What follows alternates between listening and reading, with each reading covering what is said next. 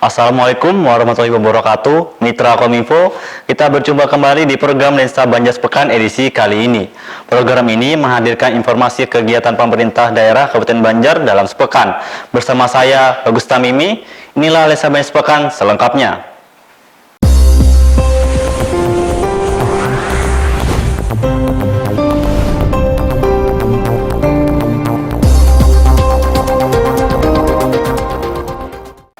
Mitra Kominfo, pelaksanaan sholat Idul Adha 1441 Hijriah dapat dilaksanakan di semua daerah, namun tetap berkoordinasi dengan pemerintah daerah setempat dan harus menerapkan protokol kesehatan, kecuali tempat-tempat yang dianggap masih belum aman oleh pihak gugus tugas COVID-19.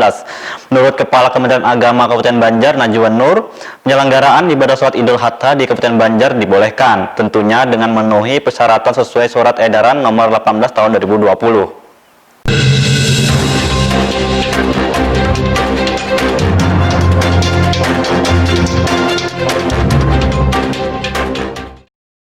Penyelenggaraan kegiatan sholat Idul Adha dapat dilaksanakan pada semua daerah dengan tetap berkoordinasi dengan pemerintah daerah setempat dan tentunya harus menerapkan protokol kesehatan, terkecuali tempat-tempat yang dianggap masih belum aman oleh tim gugus tugas. Hal tersebut disampaikan Kepala Kementerian Agama Kabupaten Banjar, Najwan Nur, saat video conference update COVID-19 bersama jurnalis Banjar di Comment Center Barokah, Martapura. Penyelenggaraan sholat Idul Adha tahun ini diperbolehkan untuk dilakukan di lapangan-lapangan, masjid atau ruangan dengan memenuhi persyaratan sebagaimana Surat Edaran Nomor 18 Tahun 2020 tentang penyelenggaraan sholat Idul Adha dan penyembelihan hewan kurban 1441 Hijriah atau 2020 Masehi.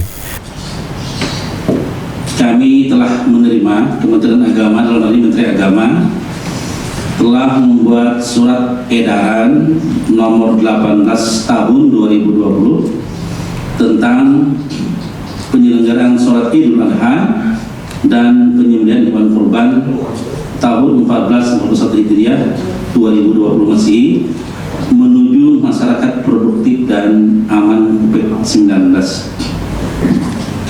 Dalam rangka pelaksanaan sholat Idul Adha dan penyembelihan hewan kurban 14 Hijriah 2020 Masehi pada masa tatanan kenormalan baru atau new normal, atau juga barangkali kita dalam hal ini masa transisi menuju new normal, perlu dilakukan pengaturan kegiatan dimaksud dengan menyesuaikan penerapan protokol kesehatan untuk pencegahan penularan penyebaran COVID-19 yang ditetapkan oleh pemerintah pusat dan pemerintah daerah. Penerapan protokol kesehatan ini diharapkan pelaksanaan salat Idul Adha dan penyembelihan hewan kurban dapat berlangsung aman sesuai tuntunan agama Islam, sekaligus meminimalisir risiko akibat terjadinya kerumunan dalam satu lokasi. Adapun penyelenggaraan penyembelihan hewan kurban harus memenuhi persyaratan seperti penerapan jaga jarak fisik atau physical distancing, kemudian pengaturan kepadatan lokasi, pengaturan jarak pemotongan, pengulitan, pencacahan, dan pengemasan daging, serta pendistribusian daging langsung diberikan oleh panitia ke rumah-rumah warga. Kepala Kementerian Agama berharap surat edaran tersebut dapat dipedomani dan dilaksanakan dengan penuh tanggung jawab dalam penyelenggaraan sholat dan penyembelihan hewan kurban 1441 Hijriah.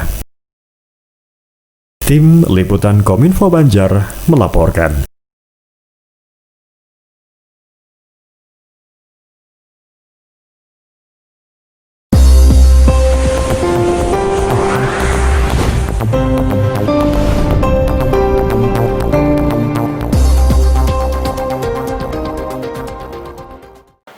Mitra Kominfo, Yayasan Media Group, Program Dompet Kemanusiaan Peduli Rumah Sakit dan Tenaga Medis COVID-19 bekerja sama dengan Lanut Samsudinur salurkan bantuan alat pelindung diri, APD, dan alat kesehatan untuk RSUD Ratu Zalehah Martapura.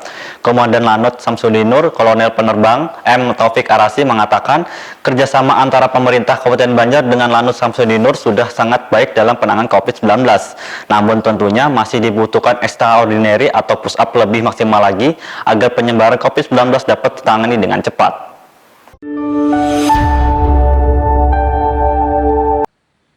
Yayasan Media Group, Program Dompet Kemanusiaan Peduli Rumah Sakit dan Tenaga Medis COVID-19 bekerja sama dengan TNI Lanut Samsudinur salurkan bantuan alat pelindung diri, APD, dan alat kesehatan kepada RSUD Ratu Zalehah Martapura. Acara tersebut dihadiri Sekda Banjar Haji Muhammad Hilman, kemudian TNI Lanut Samsudinur, Kolonel Penerbangan M. Taufik Arasi, Ketua Yayasan Media Group, Direktur RSUD Ratu Zalehah Dr. Haji Taufik Norman Hidayat, pejabat struktural RSUD Ratu Zalehah, serta para undangan. Sekda Banjar dalam sambutannya mengucapkan terima kasih kepada TNI Lanut Samsudinur bekerja sama dengan Yayasan Media Group yang telah memberikan bantuan APD dan alat kesehatan melalui program Dompet Kemanusiaan Peduli Rumah Sakit dan Tenaga Medis COVID-19. Sekda Banjar mengatakan RSUD Ratu Zalehah juga menangani pasien COVID-19. Oleh karena itu tenaga medis juga harus dilengkapi APD dan untuk penanganan pasien COVID-19 disediakan alat kesehatan.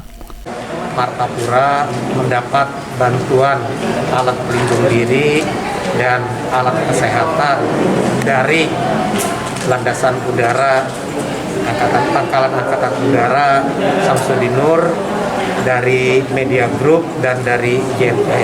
Ini sangat berguna sekali bagi tenaga kesehatan dan tenaga medis yang bertugas di Rumah Sakit Daerah Ratu Zalehah untuk membangkitkan semangat mereka setelah sekian lama berjuang, waktu yang cukup panjang, dan saat ini juga kita masih terus bekerja keras di garda terbelakang mereka ini untuk menjaga keselamatan masyarakat kita sebagai dampak dari penyebaran COVID-19.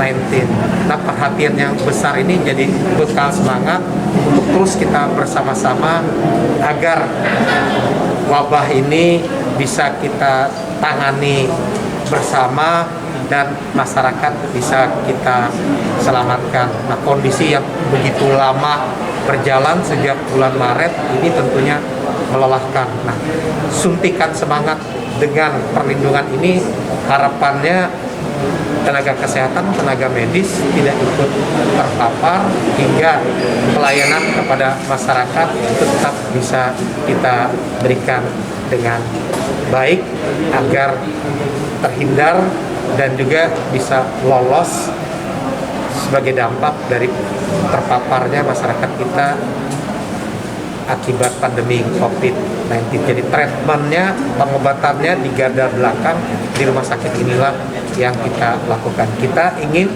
mengurangi CFR atau angka kematian yang saat ini memang masih dikategorikan cukup tinggi. Masyarakat kita khawatir datang ke rumah sakit dan begitu datang kondisi umumnya sudah mengkhawatirkan. Nah, ini juga bagian dari edukasi yang nantinya akan kita sama-sama sampaikan kepada masyarakat bahwa intinya pemerintah daerah dengan disupport oleh semua pihak dari TNI sungguh luar biasa sekali untuk memberikan keamanan dan keselamatan bagi masyarakat dan kawan-kawan di rumah sakit. Dengan ada bantuan ini juga semakin semangat dan kita akan terus memberikan pelayanan yang terbaik kepada masyarakat kita. Dalam sambutannya juga Kolonel Penerbangan M. Taufik Arasi mengatakan kerjasama antara pemerintah daerah dan Kabupaten Banjar dengan TNI Lanut Samsudinur sudah sangat baik dalam penanganan COVID-19. Namun masih dibutuhkan extraordinary atau dipush lagi agar penyebaran COVID-19 dapat tertangani dengan cepat. Yang sangat baik, seluruh elemen masyarakat dalam hal ini kita dari pihak TNI Angkatan Udara Lanut Samsudinur Kalimantan Selatan bekerjasama dengan Dompet Kemanusiaan Yayasan Media Group dan JNE menyalurkan APD dan alat kesehatan lainnya kepada Rumah Sakit Ratu Zalehah Kabupaten Banjar Kalimantan Selatan. Intinya adalah bahwa tenaga medis kita ini dengan tren yang berkembang saat ini bahwa kita masih cukup tinggi untuk tingkat penyebaran COVID-19 di Kalimantan Selatan. Kita tidak ingin tenaga medis kita ini terpapar. Dan dengan adanya bantuan APD dan alat kesehatan ini, paling tidak memberikan motivasi bahwa mereka ini masih terus berjuang. Sampai kapan? Sampai dengan ditemukannya vaksin, sampai dengan kita semuanya sadar bahwa ini menjadi tanggung jawab kita semuanya. Karena front terdepannya bukan lagi daripada tenaga medis, tapi front terdepannya adalah diri kita masing-masing. Meningkatkan imunitas, protokol kesehatan, menjaga menjaga jarak, memakai masker, rajin cuci tangan, berolahraga dengan baik namun tetap dalam protokol COVID-19. Inilah yang menjadi front terdepan. Nah, front terbelakangnya sekarang adalah rekan-rekan tenaga medis ini yang menyembuhkan saudara-saudara kita yang terkena COVID-19. Jangan sampai mereka berada di front terbelakang ini lantas tidak mendapat perhatian. Inilah yang kita sampaikan bahwa TNI, Polri dengan Pemda bersinergi dengan elemen masyarakat yang lainnya yang ikut bertanggung jawab. Dalam hal ini Yayasan Media Group dan JNE ikut memotivasi bahwa mereka bekerja tidak sendiri dan mereka dengan jangka waktu yang cukup lama bekerja ini tingkat kejenuhannya sudah mulai tinggi, akhirnya akan menurunkan imunitas. Itu yang kita tidak inginkan. Ini sumbangan ini merupakan suntikan dan sekaligus menjadi mungkin alutsistanya tenaga medis kita untuk proses penanganan penyembuhan saudara-saudara kita yang dirawat di Rumah Sakit Ratu Saleha.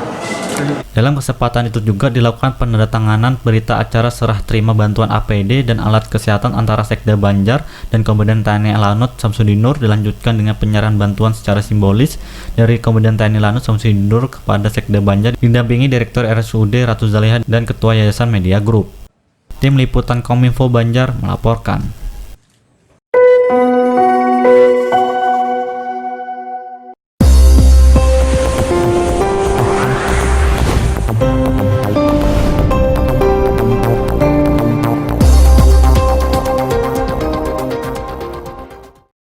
Mitra Kominfo, tim gugus tugas COVID-19 di Kabupaten Banjar kembali menggelar video conference di Comment Center Barokah, Matapura.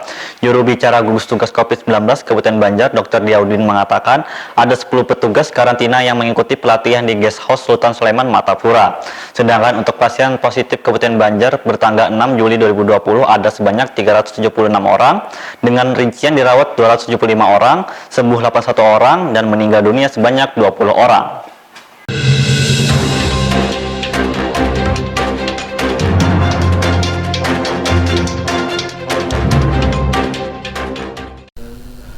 Gugus Tugas Percepatan Penanganan COVID-19 Kabupaten Banjar kembali melaksanakan video conference bersama sejumlah jurnalis Banjar di Comment Center Barokah, Mahligai Surada, Martapura pada Senin siang. Update data terbaru COVID-19 pukul 14 WITA, Dr. Diaudin mengatakan dalam konferensi pers COVID-19, pasien positif berjumlah 376 orang, yang mana yang dirawat 275, sembuh 81, dan yang meninggal 20 orang. Sedangkan total ODP 378, PDP 42, dan yang kontak erat berisiko tinggi berjumlah 24 orang.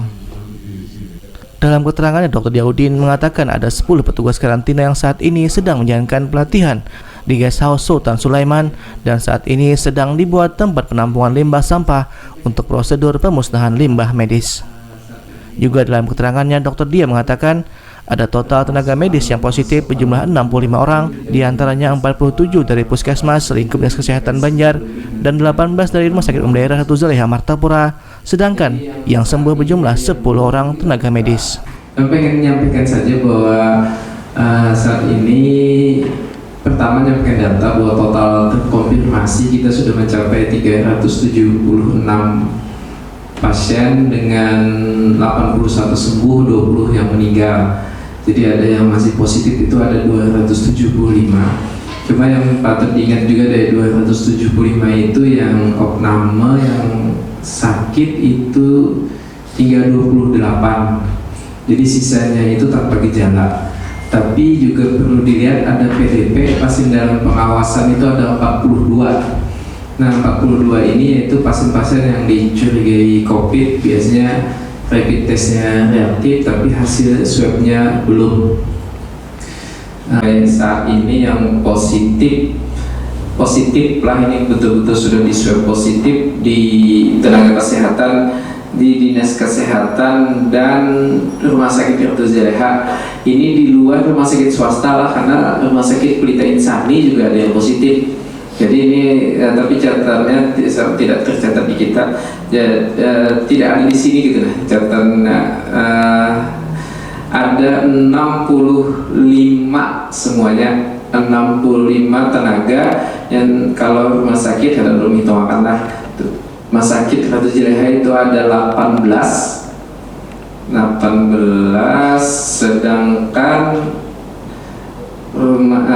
di dinas kesehatan puskesmas di lingkup dinas kesehatan itu ada 47. Jadi semuanya ada 65. Yang sembuh tunggu dulu ya, ada 10. Jadi masih 55 masih yang statusnya positif. Ada juga yang sudah positif, dicek negatif, dicek yang ketiga positif ulang. Jadi ini dicek ke-4, ke-5 ulang. Jadi masih panjang jadinya akhirnya. Cuma yang sampaikan tadi juga saat ini tapi perlu diingat juga ke-65-nya ini alhamdulillah kondisinya sehat-sehat semua di tempat kita. Tidak seperti kawan-kawan kesehatan di tempat lain yang sampai ada meninggal dunia. Adapun informasi yang diberikan Kepala Dinas Kominfo Standi Banjar Haji Muhammad Basit bahwa instruksi Bupati Banjar Haji Hairul Rahman saat lakukan mingguan penyembelihan ibadah kurban khususnya di Masjid Al-Karimah Martapura, hasil daging penyembelihan kurban harus diantar ke pemegang kartis dan tidak boleh diambil di tempat penyembelihan. Ini bertujuan untuk menghindari kerumunan massa saat hendak mengambil daging kurban. Pak Bupati menyampaikan tentang keinginan daripada Masjid Al-Karimah untuk melaksanakan kegiatan kurban.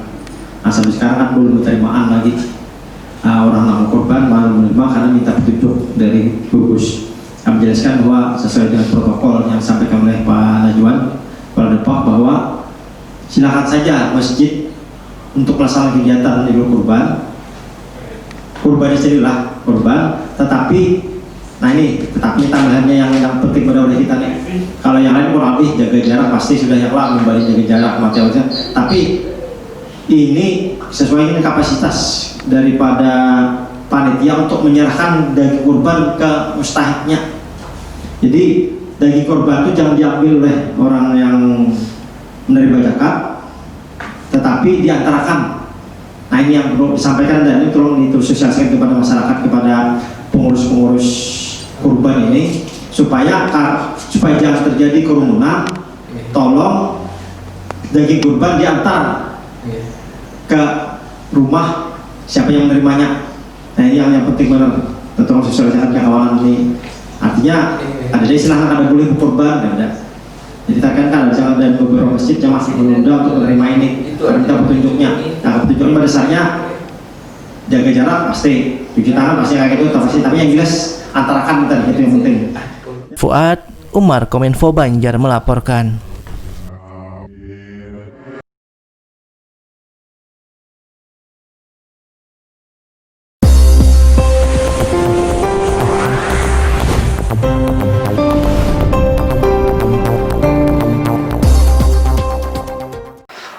Mitra Kominfo, mewabahnya COVID-19 di Kota Martapura tidak menyurutkan masyarakat di Kabupaten Banjar untuk saling membantu. Dengan cara mendonorkan darah mereka melalui Palang Merah Indonesia setempat, Kepala Dinas Pemuda dan Olahraga Kabupaten Banjar sekaligus pengurus PMI Kabupaten Banjar Inwan Syah mengatakan, PMI Kabupaten Banjar bersinergi dengan Forum Kewirausahaan Kabupaten Banjar.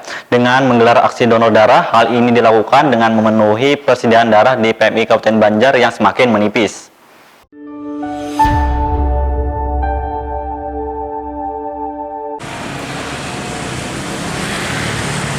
Warga Kabupaten Banjar gelar aksi bakti sosial donor darah bersama PMI Palang Merah Indonesia. Mewabahnya COVID-19 di Kota Intan Martapura tidak menyurutkan masyarakat Kabupaten Banjar untuk tetap saling membantu dengan cara mendonorkan darahnya bersama Palang Merah Indonesia atau PMI setempat untuk memenuhi persediaan darah yang semakin menipis. Aksi bakti sosial ini dibuka secara langsung oleh Kadispora Kabupaten Banjar Ikhwan Syah bertempat di PMI Kabupaten Banjar.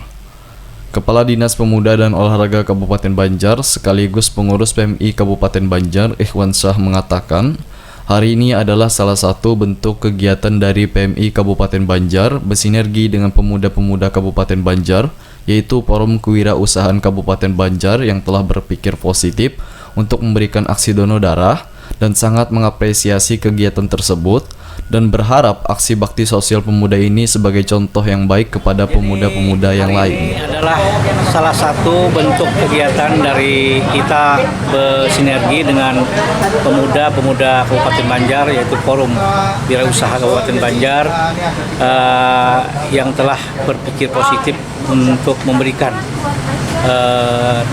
pemberian aksi donor darah. Nah, karena apa? Kita apresiasi dengan dilakukan oleh anak-anak kita ini. Kita berharap apa yang dilakukan oleh anak-anak kita ini contoh yang baik untuk kepada pemuda-pemuda yang lain. Kami sampaikan bahwa tadi secara jelas bahwa jumlah pemuda yang ada di Kabupaten Banjar ini hampir 25% dari jumlah penduduk yang ada di Kabupaten Banjar. Nah, sekarang kalau kita lihat bicara jumlah, berapa banyak lagi pemuda-pemuda lagi yang harus kita lakukan, berikan motivasi, jangan sampai pemuda-pemuda yang ada di tempat kita ini hanya dia tidak ada mempunyai pengetahuan untuk berkembang. Ke depan tantangannya cukup berat. Kita berharap anak-anak kita ini, calon-calon penerus bangsa ini terus memberikan contoh yang positif kepada pemuda-pemuda yang lain untuk terus tumbuh dan berkembang sehingga kita bisa meningkatkan pembangunan yang ada di Kabupaten Banjar. Sementara itu, Ketua Forum Kewirausahaan Pemuda atau FKP Indonesia, M. Nur Rahim mengatakan aksi bakti sosial ini dilaksanakan secara bertahap mulai dari 2 orang, 3 orang, bahkan 4 orang sehingga anjuran protokol kesehatan dapat dipatuhi masyarakat dan sebagai wujud kemanusiaan bagi pasien yang membutuhkan darah. Dan untuk saat ini data masyarakat yang mendonorkan darah ada 20 orang dan berpotensi ada penambahan dari masyarakat yang datang untuk mendonorkan darahnya. Bakti sosial ini diadakan sesuai protokol, jadi tidak ada di sini kami tidak memasang spanduk karena kalau misalkan sampai harus memasang spanduk itu harus melakukan izin yang agak sedikit berbelit-belit dan kami hanya melakukan acara bakti sosial secara bertahap. Jadi teman-teman yang datang ke sini dari 3 orang, nanti nyusul 3 orang lagi, nanti nyusul 4 orang, nanti nyusul 2 orang, kira-kira seperti itulah rule-nya. Itu yang pertama. Yang kedua, keprihatinan kami terhadap COVID-19 kepada saudara-saudara kita yang banyak kekurangan darah. Disitulah kami terbesit dan mempunyai niat untuk melakukan bakti sosial donor darah ini.